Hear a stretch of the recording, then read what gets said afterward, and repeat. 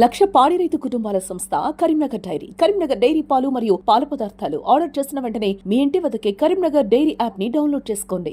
అతను ఉదయం నుంచి కూడా ప్రచారం నిర్వహిస్తున్నాడు. మనం చూడొచ్చు జన సంద్రోహం.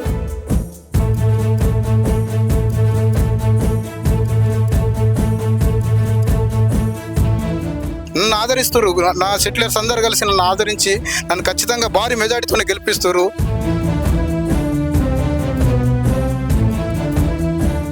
కరీంనగర్ కార్పొరేషన్ ఎన్నికలలో 2వ డివిజన్లో బీఆర్ఎస్ పార్టీ తరఫున నూతి చందు బరిలో ఉన్నారు. ప్రస్తుతం అతను ఉదయం నుంచి కూడా ప్రచారం నిర్వహిస్తున్నాడు. మనం చూడొచ్చు జన సంద్రోహం. ఉదయం నుంచి కూడా చాలా జన సంద్రోహం కనబడుతుంది.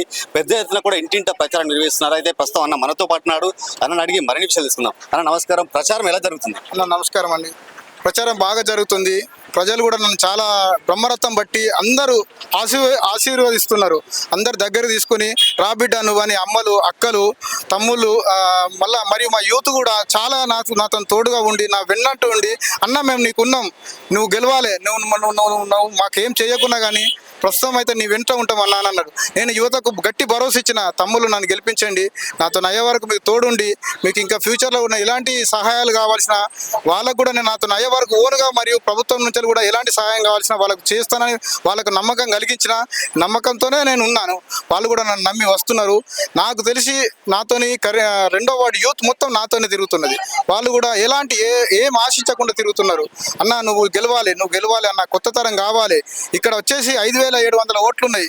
4,800 ఓట్లు సెటిలర్స్ బయట నుంచి బతికొచ్చిన వాళ్ళు.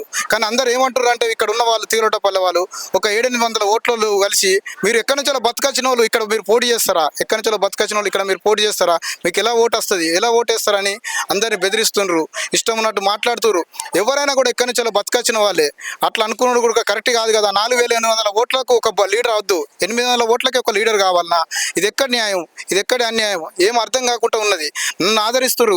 నా సెటిలర్స్ అందరు కలిసి నన్ను ఆదరించి నన్ను ఖచ్చితంగా భారీ మెజారిటీతో గెలిపిస్తారు. కరీంనగర్ ఈరోజు కరీంనగర్ మేయర్ కూడా బీఆర్ఎస్కి దక్కుతున్నది. ఓకే, చెప్పండి. ఇప్పుడు మీరు ప్రజల దగ్గరికి వెళ్తారు, చాలా మంది మీతో కూడా మాట్లాడతారు. మీరు ఎక్కడ చూసినా కూడా ఈ సమస్యలు ఉన్నాయని మీ దృష్టికి తీసుకొస్తారు. ప్రధానంగా మీ డివిజన్లో ఎలాంటి సమస్యలు మీ దృష్టికి వస్తున్నాయి? ఒకవేళ మీరు గెలిచిన తర్వాత ఆ సమస్యలకు మీరు ఎలా పాటుపడతారు? నేను చాలా ఈ మధ్యలో ఒక 15 డేస్ నేను ప్రతి గల్లీ ప్రతి వాడ పోయినాను. 2nd డివిజన్ వార్డులో అసలు నాకు మా విలేజ్ దాదాపు ఒక 100 కిలోమీటర్స్ దూరంలో ఉంటుంది. మా సొంత విలేజ్. మా విలేజ్లో కూడా ఒక్క వాడ కూడా సీసీ రోడ్ లేకుండా లేదు అన్నట్టు. ఇక్కడ మాత్రం 90% రోడ్స్ లేవు, ఒక 10% రోడ్స్ ఉన్నాయి. అసలు ఎందుకు రోడ్డు జరగలేవు అర్థం కాలే. ఇదే మా పక్క వాడ, మా సొంత ఇల్లు ఉంటుంది 3rd డివిజన్లో. అన్ని రోడ్లు ఉన్నాయి. మరి ఇక్కడ ఎందుకు డెవలప్ చేయలేదో, మరి ఇక్కడ ఎందుకు వాళ్ళు గత పాలకులు దీన్ని పట్టించుకోలేదో అర్థం కాలేదు. కార్పొరేటర్ పట్టించుకోలేదా, మరి ఎవరు పట్టించుకోలేదా, మరి గవర్నర్ ఎమ్మెల్యే గారికి అయితే ఎలాంటి సీసీ రోడ్ అయినా ఎక్కడ అడిగినా కూడా రోడ్ల కోసం ఆయన ఎంత వీలైతే అంత ప్రయత్నం చేసిండు.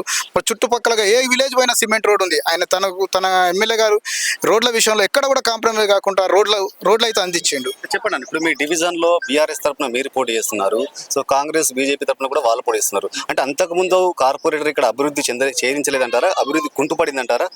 అభివృద్ధి కుంటుపడింది. మరి ఎందుకు జరిగిందో అది మాత్రం మాకు తెలియదు. అంటే మేము కొత్తగా ఈ వార్డు చూడుతున్నాం, ఈ మధ్యలో తిరుగుతున్నాం. అది ఎందుకు జరిగిందనే తెలియదు.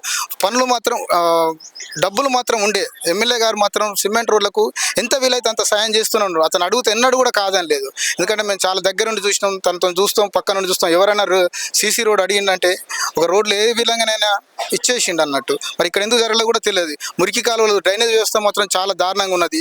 ఒక్కొక్క వాడకు వాటర్ కూడా వస్తలేవు, విద్యుత్ సరిగా లేదు, పిహెచ్సి సరిగా లేదు, సో రేషన్ ఒకటి సరిగా లేదు. రేషన్ షాప్ ఖచ్చితంగా కావాలి. మొత్తం వీలైతే ఇది అందరు కూరగాయల మార్కెట్ ఏదైనా గవర్నమెంట్ చేయమని అంటుండ్రు. అది కూడా మేము ఒకటి ప్లాన్ చేస్తాం. మరియు ఒకటి తీరోటపల్లి శ్మశాన వాటిక లేదు, శ్మశాన వాటిక కోసం కూడా మా వంతు కృషి చేస్తాం. ఖచ్చితంగా తీరోటపల్లి ఒక శ్మశాన వాటిక మేము గెలిచినాక 80% కట్టిస్తామని అందరికి మాట ఇచ్చినాం. కట్టిస్తాం మేము గెలిచి. అంటే చెప్పండి. ఇప్పుడు మీ వెనుక దాదాపు ప్రచారంలో అయితే ఒక 1000 మంది ప్రజలు పాల్గొంటున్నారు. సో మీ ప్రజలకు, మీ డివిజన్ ప్రజలకు మీరు ఎలాంటి హామీలు ఇస్తున్నారు ఈ తరుణంలో? మా డివిజన్ ప్రజలకు ఫస్ట్ నేను యువతకు మాత్రం గట్టి భరోసా ఇచ్చిన, ఏదైనా నేను మీకున్నా అన్న, ఒక అన్నగా నన్ను నమ్మి రాండ్రి, నేను మీకు తోడుగా ఉంటా, నాతో అయ్యే వరకు నా సొంతగా అయినా నేను మీకు సహాయం చేయగలుగుతా.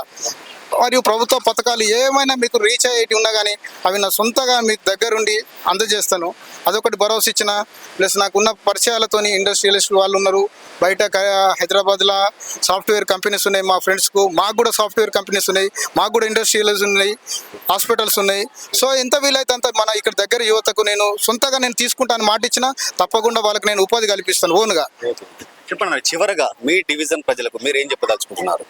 మా డివిజన్ ప్రజలకు నేను నా సెకండ్ డివిజన్ ప్రజలకు బీఆర్ఎస్ ఓటేసి గౌరవనీయులైన గంగుల కమలాకర్ మీకు ఓటేసినట్టే నాకు ఓటేస్తే తప్పకుండా నన్ను భారీ మెజార్టీతో గెలిపిస్తే నేను అన్ని వేళల్లో మీకు అందుబాటులో ఉండి ఎలాంటి ప్రతిఫలం ఆశించకుండా మీకు అన్ని సేవలు చేస్తానని నా మనవి. Thank you. చూసారు కదా, మొత్తానికైతే ఇక్కడ రెండవ డివిజన్లో మొత్తానికైతే నూతి చందు హవానే కొనసాగుతుంది. ఎందుకంటే ఆయన ప్రచారంలో దాదాపు 1000 మంది ప్రజలు ఆయన నమ్మేస్తున్నారు. ఈసారి ఖచ్చితంగా మొదటిసారిగా మీరు బరిలోకి దిగారు, మా సపోర్ట్ మొత్తం మీకే అంటున్నారు.